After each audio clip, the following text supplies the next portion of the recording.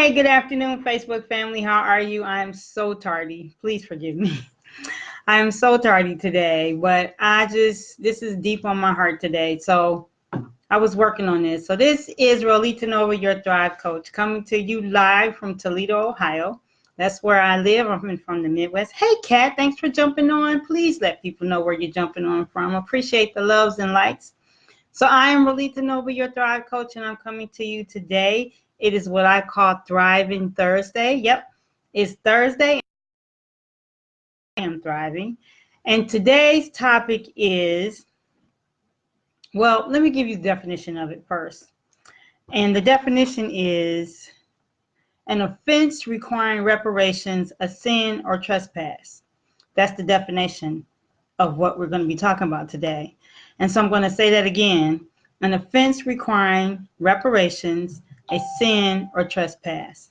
Okay, and I got that definition from the Oxford Dictionary. And that's the definition of debt. That's the definition of debt.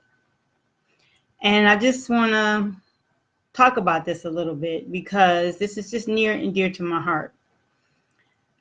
Recently, I heard a story of a young lady that transitioned, and she was very young. And she had just gotten her master's degree, and she just got a new car, and she was in the process of getting a new home.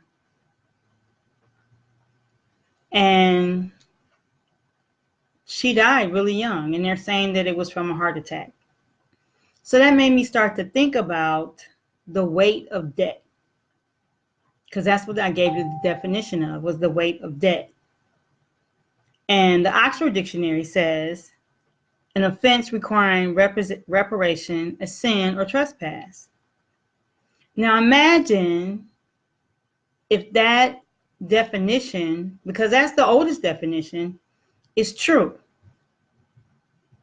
And then I want to add something else in there, and I put that description I put it in the description for this live video. And that is, and this is what I found. It says, if you take a debt to repay in the future, you are conditioning and imprisoning yourself and your behavior and placing yourself under another person or external institution, forfeiting your sovereignty. That's deep. Because think about it. When you sign a debt, whatever it is, you're imprisoning yourself. You're making a choice to imprison yourself. Now let's just look at that energetically. What does that mean by imprisoning yourself? That you're putting the weight of debt on yourself, and you carry this debt whether you think it's good debt or bad debt. And I told you before, and there's no such thing as good debt. They keep telling you that, but there's no such thing as good debt. There's no such thing as good debt. There's no debt that really is beneficial to your energy field or your spirit. Now, it may be a necessity of life or a factor in life, but it's no such thing as good debt. So if you're in debt, you're carrying that weight around with you. The other thing that got me thinking about this is I've been doing some forgiveness work for myself. I'm a Thrive Coach and working on the things that I carry around that keep me from thriving. Whatever that I find in my spirit or comes up to my attention that keeps me from thriving, in my opinion, then I start working on it. So one of the things is forgiving myself for judgments that I've made and things that I've made, and maybe debts that I've never paid. We all have debts that we've never paid. Maybe it's the $20 somebody loaned you in college or whatever. But that also weighs on your spirit. So it got me to thinking about the fact that so many young people, and if you have a young person in your life that has debt, particularly student loan debt, and they might not be real young either, share this with them because they need to know. They need support. Because I just read that the average student loan debt is $30,000. That's somebody who comes out of college with a bachelor's degree. They come out of college $30,000 in debt. Now, to some of you, that might not seem like a lot of money, but to me, that seems like a lot of money to come out of debt, come out of college, try to find a job in this economic market where you have enough to rent an apartment, pay a car note, etc., and pay $30,000 worth of student loan debt. That's how you come out of college with a bachelor's degree. That's incredible to me, really. So the other thing, the weight of student loan debt, and then I read a statistic that said 1 in 5 students that graduate from college are $50,000 in debt. 1 in 5. So how many college students did you know come out and find a job making $50,000 or more a year? I don't see that many out there doing that. So when you think about the weight of this and how it weighs on you, and debt is stress. Debt and stress go hand in hand like co-joined twins. I just read that today. The debt and stress go hand in hand like co-joined twins. So meaning that what one feels, the other feels, because they're connected. So there's no such thing as good debt. So I thought about that. And I was just thinking that we need to have avenues. And the truth of the matter is, even if you're an adult, you might not actually know how much debt you're in. So one of the things you can do to support yourself in being honest in dealing with this stress is to find out exactly how much debt you're in. Sit down with the numbers and find out exactly how much debt you're in. So that way you can know exactly what you're dealing with. Because sometimes there's different symptoms that show up from the stress of debt. There's fear and panic. There's depression, to low self-esteem. It affects you in so many negative ways. So getting clear about it so you know exactly how to deal with it is so very important. It's so very important. It's beyond important. Because you need to know, and what you don't know can hurt you. So just dealing with it and understanding, because our US government is trillions of dollars in debt. And they can just keep on like printing money and, gathering more debt and never doing anything about it. But we can't do that. And it takes a toll on us emotionally, spiritually, mentally. They're now even linking mental illness to debt. They're now even doing studies saying that there's an increase in mental illness due to debt. And it was just so much on my heart when I heard this young woman's story, because I just wondered. She was, at this point where she finally finished, got her master's, got her dream car. So she's probably, I don't know how much debt she was in, but maybe close to $70,000, $100,000 in debt. And just maybe that just weighed on her spirit a little bit more than she realized. So it just started me to thinking that we really need to we get to have this conversation.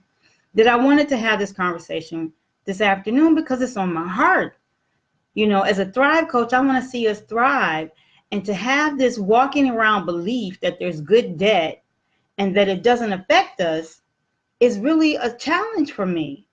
So I wanted to step in here and say that think about how this is affecting you. Think about how this is affecting somebody you know, a loved one. And I really think that sometimes my generation doesn't have a good understanding of what young people, millennials especially, are dealing with, because they're coming out of college $30,000 to $50,000 in debt. Just think about those numbers. When you graduated from college, whenever you did you come out $30,000 to $50,000 in debt? That is a huge, huge, huge rock around your neck when you think about it. Just getting started in your 20s. It's amazing to me. So I wanted to talk today about relieving debt, doing things to relieve the stress. Get clear about what you owe, so you know exactly what you're dealing with. So you would know exactly what that dragon head looks like when you need to chop it off. And really, honestly, start to forgive yourself. Forgive yourself, because a lot of judgment comes up when you're in debt, and things happen. Sometimes things happen. I live in a city that whole industries have moved and gone away. Whereas when I was growing up, there was plenty of jobs, there was plenty of work. Now the work is changing and it doesn't pay as well. Imagine coming out of college being $50,000 in debt and you can only find maybe a minimum wage job. That sounds crazy, but it's happening. It's happening all over this country. And then trying to figure out a route to pay this debt back. And imagine how that affects you. And people even say that debt is something you think about all the time. You worry about it. It's in the back of your mind. You're concerned about it. It affects your behaviors. It causes low self-esteem. There's a lot more to this picture than we even want to think about or imagine. And so, how about sharing this information with somebody? I put a link below that you can utilize to support you in relieving some of the stress. It will support you in knowing exactly where you are. That's all. Knowing exactly where you are. And maybe once you have that information, you can set on a plan to get out of this and have a different experience. And if there's somebody you know, if there's a child that you have that has a lot of student loan debt, and as a parent, you can't support them in paying that, because a lot of parents can't. Maybe you're retired and you don't have the money. Share this information with them. You know, with information and knowledge is power. And like I said, when I read you that earlier definition where it talked about you giving your sovereignty to another person or institution. You've given your sovereignty, your power to another person or institution. And let's be real, in 2008, a lot of things changed for a lot of people because the institutions failed us. They failed us, even though we went on and bailed them out. I'm not even go any further than that, but they changed the rules. They changed the game. Who got left holding the bag? The average American person did. Now, we had to bail out the banks, as they say, because they were too big to fail. But somehow we can't bail out the students. That seems wrong. But these students need help. They need support. A lot of us need support. Maybe you have a mortgage that turned upside down and you can't get out of it. I know some people who have retired and their mortgages are upside down. Getting some information and getting support that will help you release this stress. Get this off your heart, your mental, your mind. At least feeling like there's a possibility of how you can change this. So it was just really on my heart today to share this because I keep thinking about this young woman and I keep thinking about maybe if she'd had support, if somebody had shared her with a way out. Because if you feel trapped and you don't feel like there's a way out, or if you're going to be in this for the next 30 or 40 years, that's like somebody giving you a prison sentence and saying, okay, for the next 30 years, you're going to be at hard labor. For 30 years. Think about that. How would that make you feel? So today I just wanted to offer you an opportunity to share this information out with somebody that could truly benefit from knowing exactly where they are and maybe a way out of this prison instead of 30 years, maybe 15 years. How about that? At least take a look and see if maybe this will benefit you. Now, maybe this message isn't for you. Maybe it's for somebody else. Maybe somebody you know is struggling silently with this same issue, this stress, this dragon. And maybe you have a child that has student loan debt, or maybe your niece has student loan or nephew. Share this information out. They already say that the millennials will not make as much money as their parents. They will not live better than their parents. They'll be the first generation to not live better than their parents. Wow. Wow. So take this information. There's a link below the description. Click on the link, get some information, get empowered, take this dragon on. It's possible to defeat this dragon. I know sometimes it seems like it's impossible, but you know, it is possible. And knowledge is power. And I just had to come from my heart today because this has just been on my heart. Because so many love, and all they're worrying about is their debt because they can't figure a way out. And it weighs people down. It causes stress, mental illness. Mental illness. So please, I thank you for your time. I thank you for sharing, those that are sharing. I'm doing this from my computer, so it's a little different than when I'm on my phone. I can know who's there. This time I can't. So I appreciate you taking time to watch this video. I thank you so much. If you catch the replay, please, please, thank you. Let me know where you're watching from. I appreciate all of you being here. Please share this information out. This is so vital. It's so very important for our loved ones, for our community. This is just on my heart today. And I am Rolita Nova, your Thrive Coach, coming to you live from Toledo, Ohio, because that's where I'm from, the Midwest. And I always end my videos the same way. And that is, and you get to see the hand movements today, and that is, I thrive, you thrive, we thrive, Earth thrives. Peace and blessings to you. Have a great, great day. I will be back here tomorrow with another Thrive Talk. Love you. Bye.